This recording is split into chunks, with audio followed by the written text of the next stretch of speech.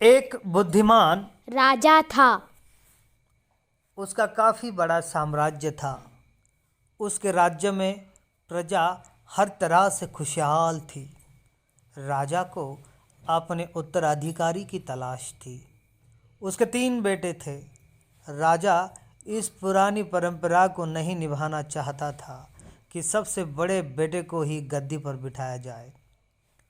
वो सबसे बुद्धिमान और काबिल बेटे को सत्ता सौंपना चाहता था।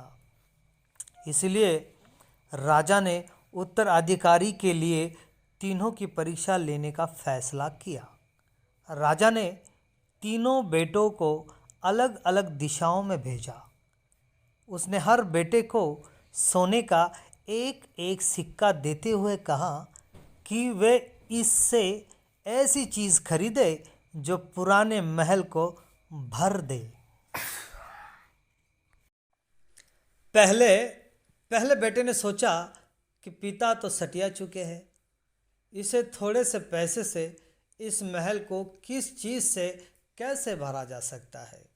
इसलिए वो एक मैखाने में गया, शराब पी और सारा पैसा खर्च कर डाला। राजा के दूसरे बेटे ने इससे भी आगे का सोचा। वो इस नतीजे पर पहुंचा कि शहर में सबसे सस्ता तो कूड़ा कचरा ही है। इसलिए उसने महल को कचरे से भर दिया। तीसरे बेटे ने 2 दिन तक इस पर चिंतन मनन किया। वो महल को सिर्फ एक सिक्के से कैसे भरा जा सकता है, वह वाकई कुछ ऐसा करना चाहता था जिससे पिता की उम्मीद पूरी होती हो। उसने मोमबत्तियाँ और लोबान की बत्तियाँ खरीदी और फिर पूरे महल को रोशनी और सुगंध से भर दिया। इस तीसरे बेटे की बुद्धिमानी से खुश होकर राजा ने उसे अपना उत्तराधिकारी बनाया।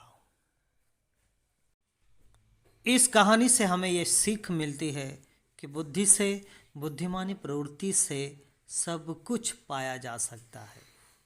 धन्यवाद, आप मेरी इस कहानी में बने रहे, इसीलिए मैं आपको फिर से दिल से शुक्रिया अदा करता हूँ।